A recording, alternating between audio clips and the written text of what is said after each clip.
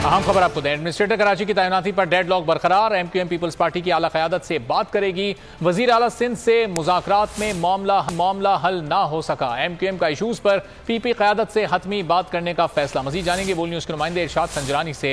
इरशाद, आपस में मामला तय नहीं हो सके अभी तक?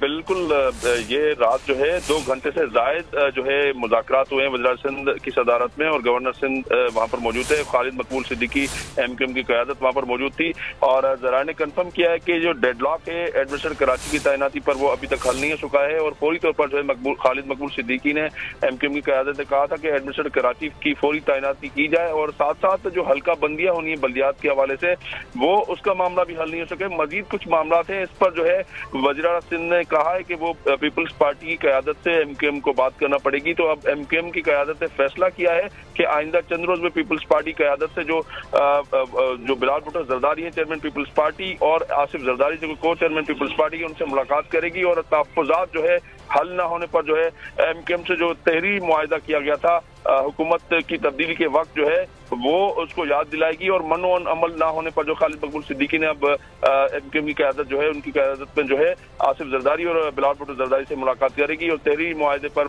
मुकम्मल तौर पर अमल कराने की यकीन दहानी करवाई जाएगी। और साथ साथ एडमिनिस्ट्रेटर कराची जो है उस पर भी मामला हल नहीं हो सका, तो उस पर भी बात होगी। हल्का बंदियों समेत पब्लिक फाइनेंस कमीशन और दीगर जो अहम मामला हैं, जो बल्दियाती बिल है, उस पर जो है अब एमक्यूएम मजीद जो है बातचीत करने के लिए पीपल्स पार्टी क़यादत से बातचीत करेगी। और ज़रा ने कहा है कि आइंदा चंद रोज में ये मुलाकात जो है एमक्यूएम की क़यादत और पीपल्स पार्टी क़यादत की होगी। ठीक है, बहुत शुक्रिया इरशाद संजरानी, आपसे मजीद भी जानते रहेंगे। अगर आपको ये वीडियो पसंद आई है तो लाइक पर क्लिक करें। बहुत अच्छी कवरेज की है, ये मार्च की तो जबरदस्त कवरेज थी, बॉल की प्रॉब्लम सबसे बेस्ट थी।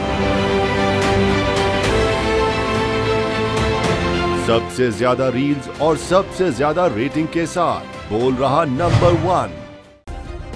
सब्सक्राइब करें और बेल दबाएं ताकि कोई खबर रह न जाए।